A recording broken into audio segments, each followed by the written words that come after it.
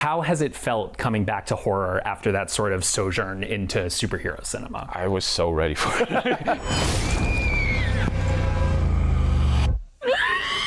This April, Until Dawn is rising off of PlayStation consoles and into movie theaters everywhere, but the adaptation is going into the dark without a flashlight, telling an all-new story that fans of the game are very curious about. So I'm going to try to get them some answers right now. Here with me today are director David F. Sandberg and co-writer Gary Dauberman. Welcome, gentlemen. Thank you for joining us. Thanks for having us. The movie version of Until Dawn is telling its own story. It's going its own way. Where did that discussion start? Well, it happened before me. I thought it was a great idea to do because, the movie or the game is already a movie. It's the most cinematic game that I've played, the closest thing to a movie. So it felt like doing the exact same thing would be just cutting out 8 hours of stuff and condensing it into a movie and removing the interactive stuff, and that wouldn't have been as interesting to me. But you can talk about how it came to be.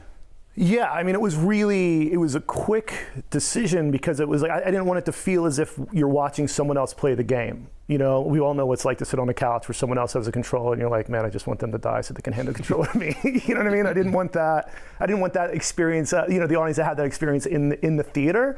And it was really about, okay, so if we're not going to do that, we still want to be true to the spirit of the game, and how can we really explore the story further and push it further and expand the mythology, make the game part of a larger narrative. So that's kind of was the idea, not to completely push it aside and just go do our own thing. It was really to start building a world and building a sort of an Until Dawn universe. There's more Until Dawn rather than the same Until That's right. Dawn. Yeah. Yes.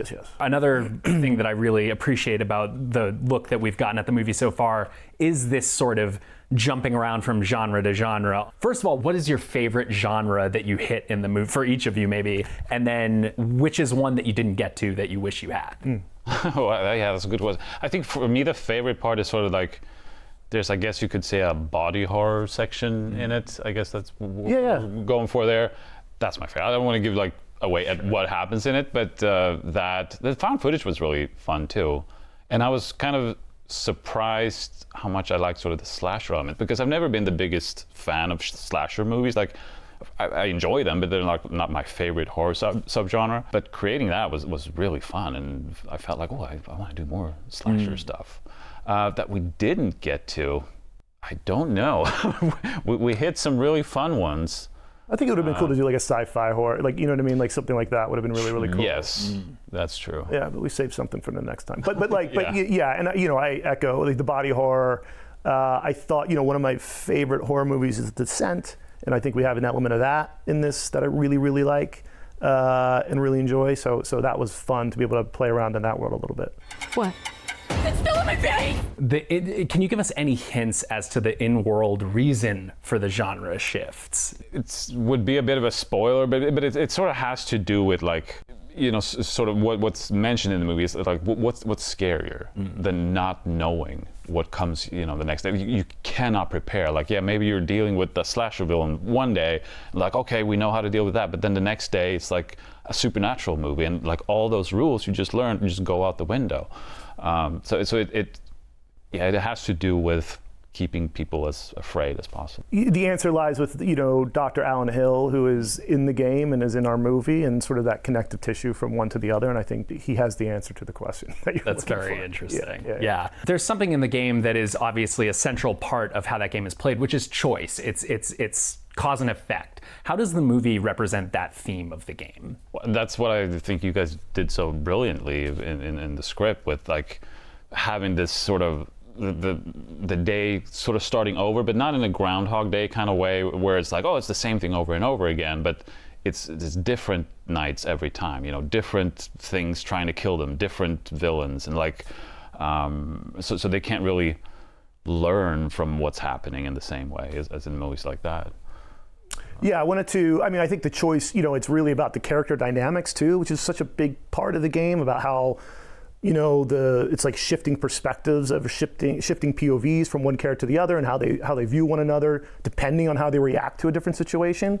I think that's, you know, inherent to all stories, but I think that's a major element for Until Dawn. Looking at what we didn't want to do, like a you know, sort of a repetition Groundhog Day pattern. I thought about how games have evolved too and become sort of this open world sandbox where it's not, you know, your enemies are also learning how you move and all that stuff in games now. So it's I wanted to bring that element from video games into this movie as well.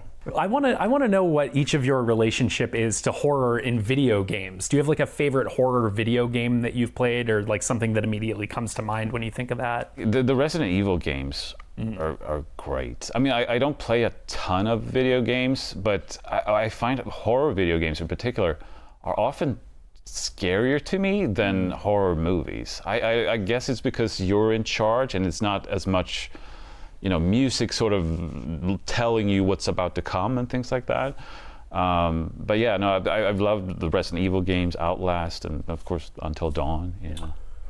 Yeah, it's hard not to say. You know, Resident Evil, certainly. You know, Dead Space, Alien Isolation, I enjoyed. You know, there's been a couple ones that have come out this past year that I really, you know, if you want to call the Alan Wake, you know, that, sure. Yeah, of course, oh, yeah. Right. There's been a lot of great horror in video games for, you know, forever, really. But you two have obviously, this is not your first collaboration. You worked together on Annabelle Creation. Yep. How was it kind of re-teaming for this movie? Did you have a shorthand that you were able to work from out of that experience? Yeah, I mean, Annabelle Creation has been one of my best filmmaking experience so far. Like the movie turned out great, and it was just a great shoot. So I've been like wanting to get back to that feeling, you know. And it's like, so when Gary reached out with this, it's like, yes, let's do it, you know. Yeah, I think there is a shorthand, and you know, we brought along a lot of the same people back from Creation that we just, you know, we know and love, know they can execute, just have full confidence in. So there's not a lot of like, oh man, I hope this person's, you know, okay to work with. Like, we know everybody's great, and it's fun, you know. Yeah, obviously, you got your start in horror, obviously shorts on YouTube and adapting that into Lights Out back in 2016. You've been in Shazam world for a long time until now. How has it felt coming back to horror after that sort of sojourn into superhero cinema? I was so ready for it. No, I've been like, I wanted to do a horror movie already after the first Shazam, but there was no time. You know, we had to go into the second one. And then after Shazam 2, I was like, well, I have to do horror. But then it was that kind of thing, well, what horror do I want to do? Like a slasher or supernatural or whatever. And then Gary came along with this idea and was like, this is perfect because I get to do all of it, you know? So it couldn't have been like a more perfect project to do after that. And it's a little different from the horror I've done before too, because we do explore all of these, and I also get to do a lot more sort of practical effects, which I was dying to do after, like, I don't hate visual effects in any way, but like after 2 superhero movies, it's like, I just want to do something where it's in camera, you cut it together, and you have a movie. You don't have to wait half a year to see like, oh, what'll it look like, you know? And it was just so fun. It's always been a dream of like having these, like all these prosthetics and fake bodies you can do whatever you want with. And like, we have like blood cannons and things like that with like compressed air, just shooting people with blood in the face, and you know. Not a lot of compressed blood cannons on Shazam. You have to cut them all out. They were like, put green blood in. I'm like, what are you talking about? If we want to survive, we have to make it Until Dawn. Thank you guys so much for joining us. Until Dawn comes out on April 25th in theaters everywhere. Do not miss it. We have plenty more FanFest for you coming up. Don't go anywhere.